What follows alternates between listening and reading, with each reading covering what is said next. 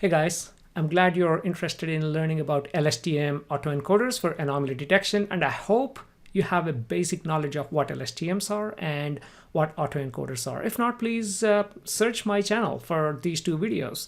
Okay, now let's jump in and I'll provide a quick introduction and then we'll jump into the code. And of course, as usual, I'm going to share the code. So please watch the video and then download the code and do your things at your own pace, okay? And an autoencoder, again, in case you haven't watched my videos, just to quickly summarize, what is an autoencoder? It takes an input data that's bigger, let's say, and then encodes it into a smaller vector. Okay, so in other words, if you have an image like this, for example, okay, this image, let's say the image is 512 by 512. Okay, that image gets downscaled, okay, progressively, and then all the information contained in the image is captured as a latent vector or a vector. Let's say the vector has a dimensions of, in some cases, it can even be like 2. Okay, let's say the vector has a dimension of 10. So 10 values or a vector with a dimension of 10 can capture all the information that's contained in this image, provided you know how to decode it, right? This is where training is important. So you're training on the input image to get the same image back, and you're adjusting the weights. Why are you doing it? So you can encode the image into a vector and then use the trained weights for the decoder to decode that image back. Now, how are you doing this? When you're doing this, you're minimizing the reconstruction loss, right? So if the output image is not as good as the input image, you're like, okay, train more until you get the output image back, or as good as the output image is back. So this is the basically what you're trying to do is minimizing the reconstruction loss. Remember that, because that's very important for anomaly. Now, LSTM is, again, I don't want to go through this entire structure because I made a full video on this topic. So LSTM has a structure that enables it to work well with time series type of data. So it only makes sense for us to build an autoencoder using LSTM, right, for time series type of data. So that's the whole point here. So instead of instead of basically using convolutional layers, let's say, we can now use LSTM layers to put them together in a autoencoder type of way. Now, how can we use it for anomaly detection? Okay, so our input image goes in, but then once you train it, you look at, for the new data that's coming in, you look at the reconstruction loss, okay? And if the reconstruction loss is within the acceptable limits, then we say that, okay, this is accepted, this is not anomaly. But if it's beyond that, this is anomaly, okay? So again, I think once we get into the code, it probably makes even more sense. But how do we do this with LSTM?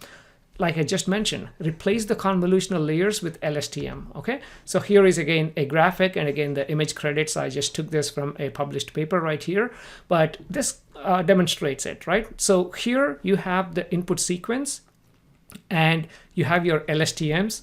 Again, it gets encoded, this data, whatever, univariate, multivariate, whatever that data is, gets encoded into a latent vector, and then you're decoding it, okay? I know this is at a very high level, so let's go in a little bit deeper here, okay? Some code, obviously you're here to learn about LSTMs and autoencoders and with an intention of coding. So let's go through a few lines of code and not making this too intimidating. So how do we define it? Exactly like you define anything else in neural networks. In this case, I'm using Keras sequential method. And as you can see, I added LSTM layer 1, layer 2. Here 128 units, 64 of these LSTMs. What that means is I have 128 of these LSTMs, okay?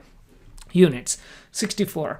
Now here, look at this. It says return sequences equals to true. I get to that in a minute, but if you really want to stack another LSTM one after the other, you have to return the sequence, otherwise this doesn't have a sequence to work with.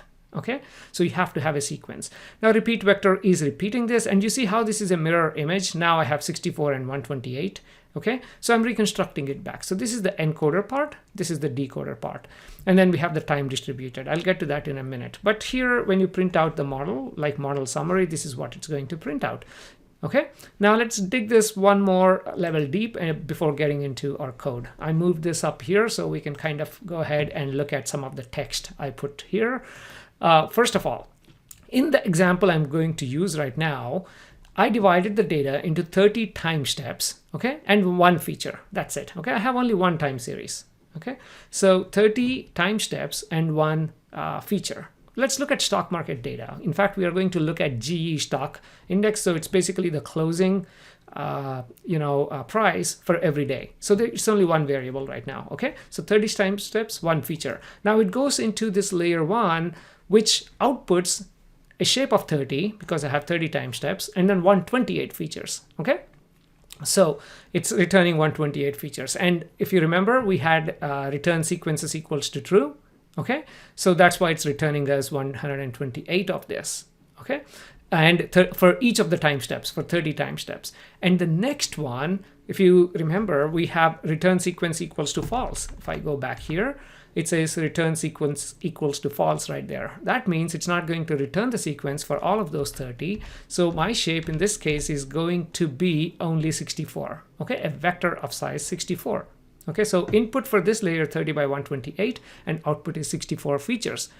And like I mentioned, since this is false, it only returns one vector with a size of 64. This means we encoded our input of whatever size, okay, into 1 by 64. This is our encoded value. Now it goes through something called repeat vector. This repeat vector is the bridge between encoder and decoder for an LSTM time series in autoencoder. And what it does is it copies the feature 30 times. So now we have 1 by 64. It just copies it 30 times. It repeats it 30 times. That's why it's called repeat vector.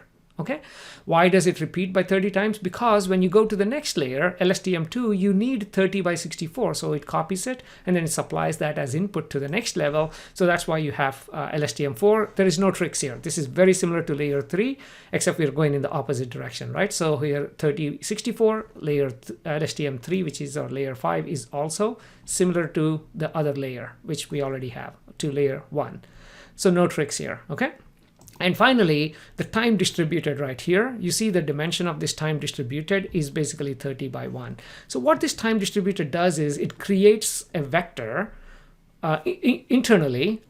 So what's going into our layer 6? What's going into our time distributed? A output of size 30 by 128 is going in, right? It goes 30 by 128 goes in. And it creates a vector with length equal to the number of features from previous layer. How many features do we have? 128. It creates a vector of 128. What happens is, previously here you have 30 by 128, and the time distributed is creating a vector of 128 by 1, right? It creates 128. So when you do matrix multiplication of these two, what do you get? 30 by 128 times 128 by 1. You get an output of 30 by 1, which is nothing but our input dimension. So this is our autoencoder. You start with some size, you go down to the encoded, whatever that encoded value is, vector is, and then you're decoding it back. So during this process, obviously you have a loss function and you're training this. And once it's trained, now you know what the reconstruction loss is. Now you put new data through and just look at the reconstruction loss. Okay, if it's above certain threshold, then, well, you have an anomaly. That's pretty much it. Now let's jump into the code. Hopefully this makes sense, okay? Now let's jump into the code. And by the way, the data set I'm gonna use is GE. What's the best way to do GE stock? I think it's Yahoo Finance and GE. As you can see, I searched for this before. Yahoo Finance, GE, General Electric, and you can go to historical data, and you can select your start date and end date, whatever the end date is. Right now it's November 3rd, 2020 is the end date that's selected here.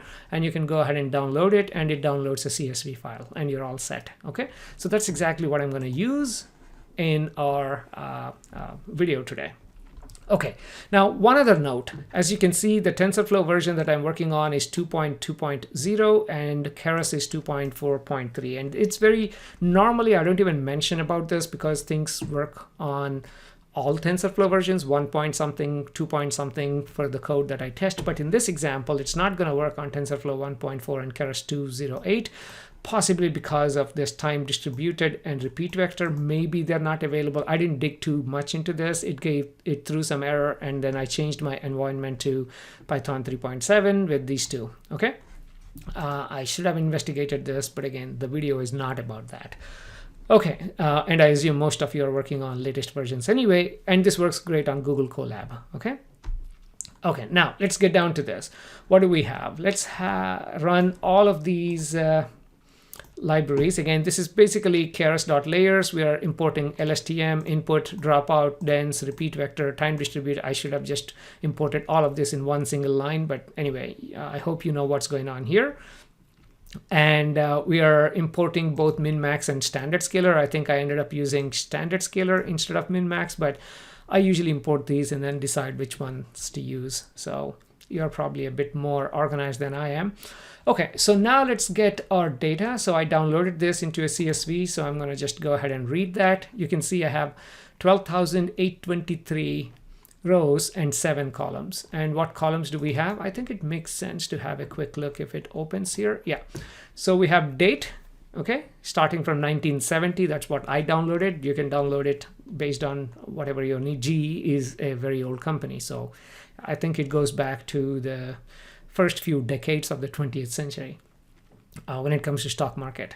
Okay, so we have the open value, high for that day, low, close, and then volume and all that. So let's just focus on the closing value, because that's basically the end of the day, the value of the stock.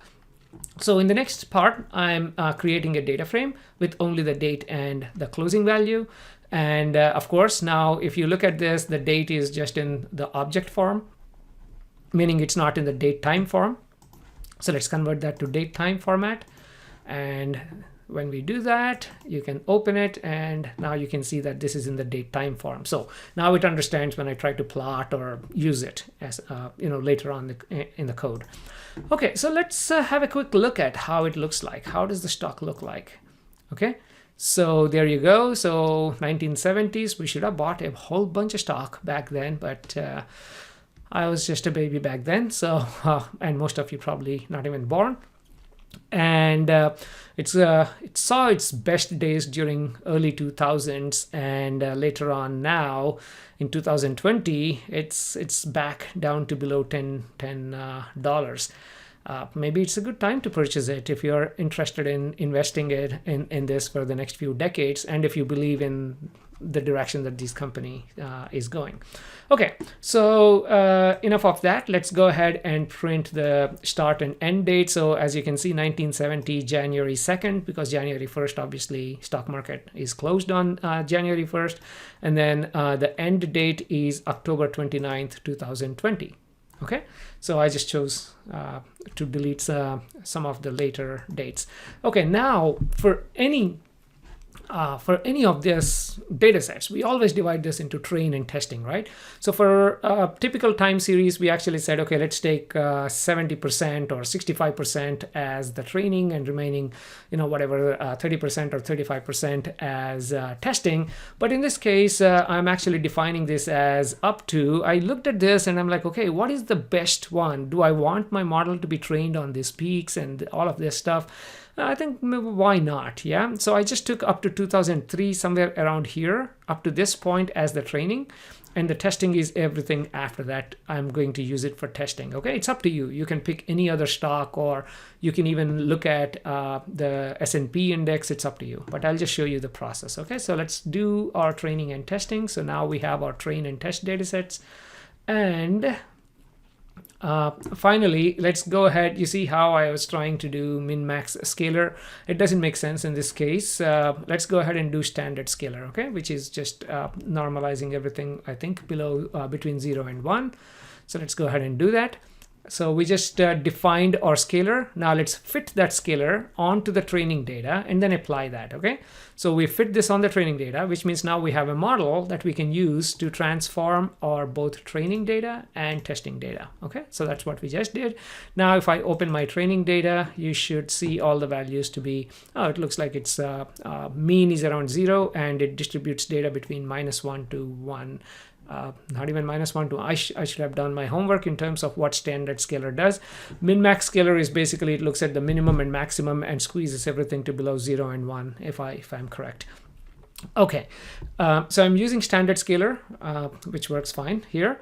And now let's actually look at I mean, this is the stuff that we already did in a few of our previous videos when we looked at time series. So all we are trying to do is take our one long time series and break it down into different input sequences and like X and Y values. So here I chose a sequence size of 30 because in the example I just showed you in the presentation, the sequence size was 30. Okay, so that's exactly the same situation we are using here. What does that mean? It's basically number of time steps to look back and use that for our training. That's what the sequence size is. Okay, and the sequence size has an effect in terms of how the model gets trained, how accurate it is, and it completely depends upon your data itself. Okay, so I'm just using 30 right here.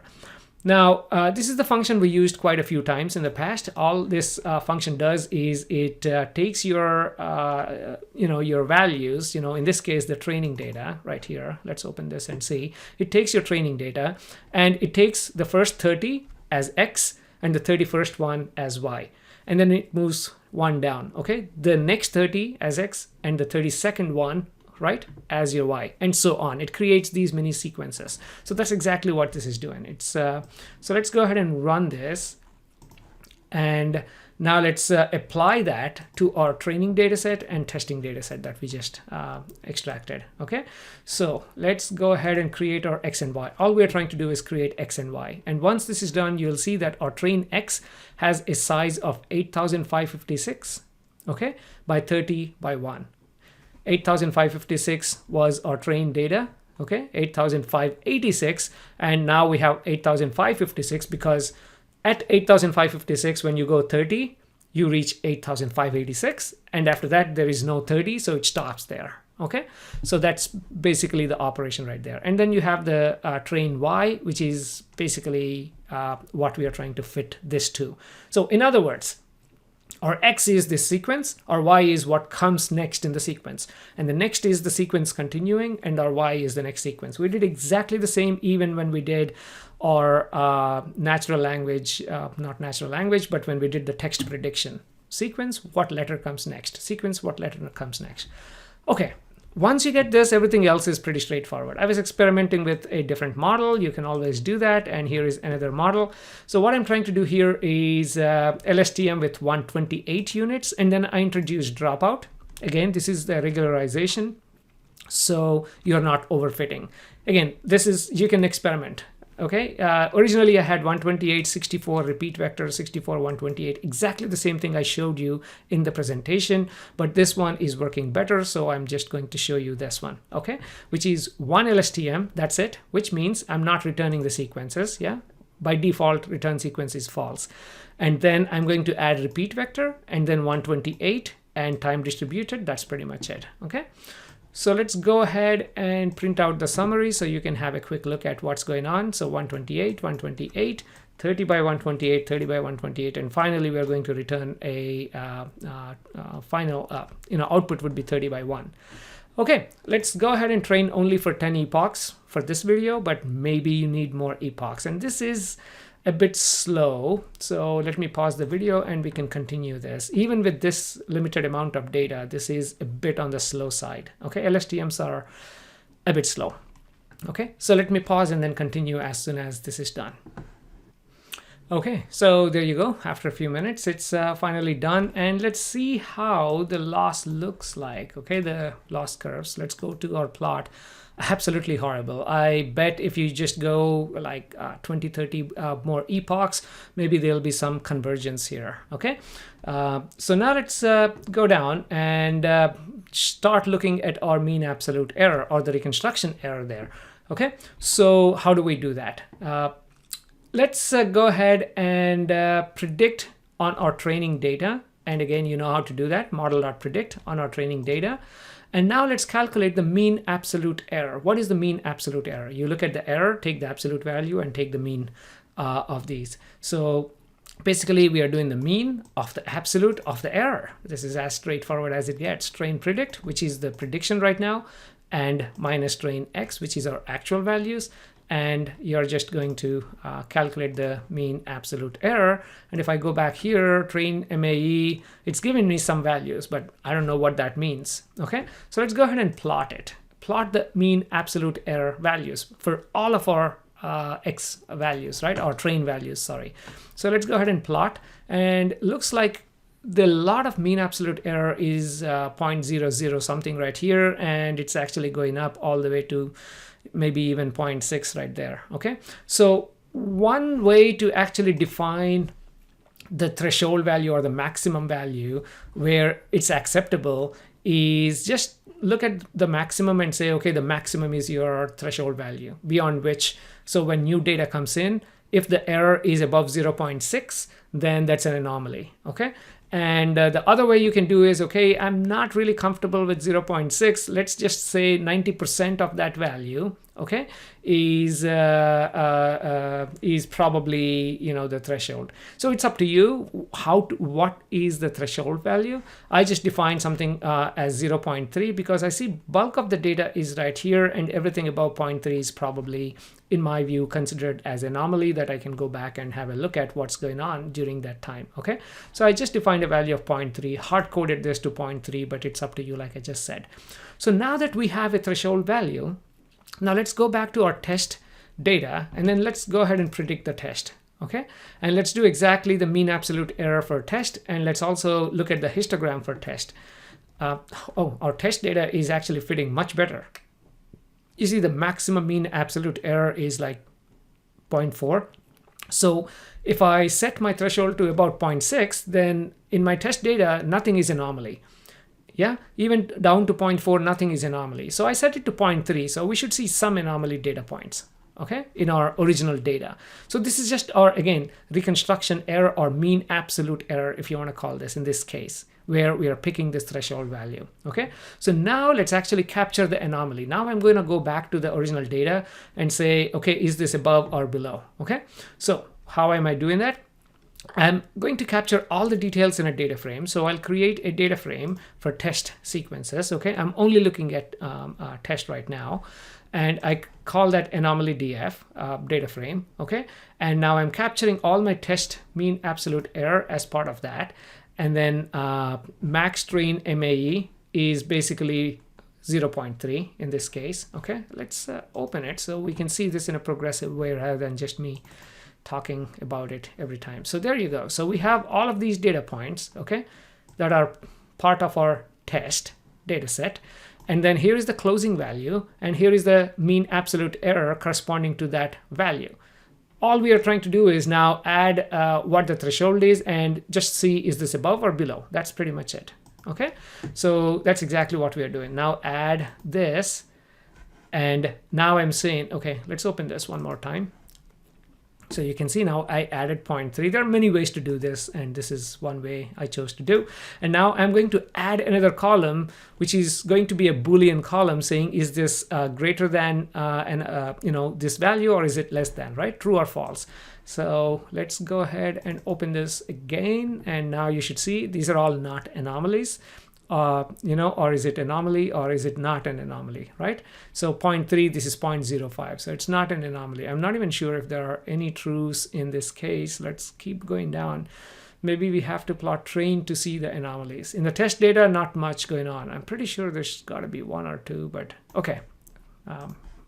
That's okay. So now let's go ahead and finish this off. Anomaly close is, let's go ahead and look at our anomaly right there. And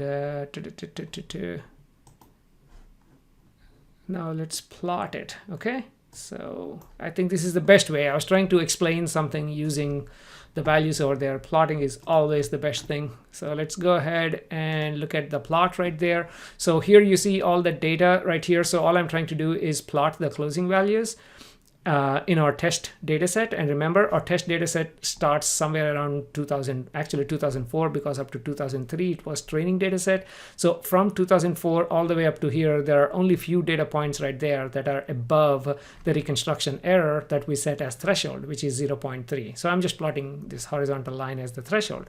So that's it. So now we are looking at this space where we have date versus maximum, or this mean absolute error, but then let's actually extract the anomalies for the original data. So basically my anomalies data frame is everything where my anomaly equals to true. So let's go ahead and do that. And now let's go ahead and plot. Okay. And there you go. So now looking at this data, the original data, okay, so nothing, nothing, nothing. And here you see the peak right here. These values, they apparently correspond to these, and these are the anomaly days. And apparently we also have something right near 2020, right around there. Maybe it corresponds to this little thing right there. Okay, so that's what these anomalies correspond to. So now you can go back to these days and then see why there is an anomaly. Okay, and what does that anomaly mean? This system doesn't know what an anomaly means. Obviously, it's looking at the training data, looking at the reconstruction error. A good thing would, I think the best thing to do, I was just thinking about this out loud, is to use Plotly to plot these. And then wherever there is an anomaly, it would be nice to actually have the news feed from that day tagged as the hover over. So when you put your mouse over this, it kind of tells you the news for that day. Then probably you can get some information about what happened that day to GE, where we are actually seeing this anomaly. Okay, or not just GE, but the market conditions in general, but maybe specifically to GE. So I hope you learned something new here. And again, all we are trying to do is stack these LSTMs into our encoder and decoder, and then train them and look at the reconstruction error. In this case, we used MAE, right, as our loss function, and we are just looking at the mean absolute error, and anything above threshold is an anomaly. That's pretty much it. Okay, so thank you very much, and again, subscribe to my channel because I am going to create cool videos for you, and more subscriber means more motivation to me. Thanks.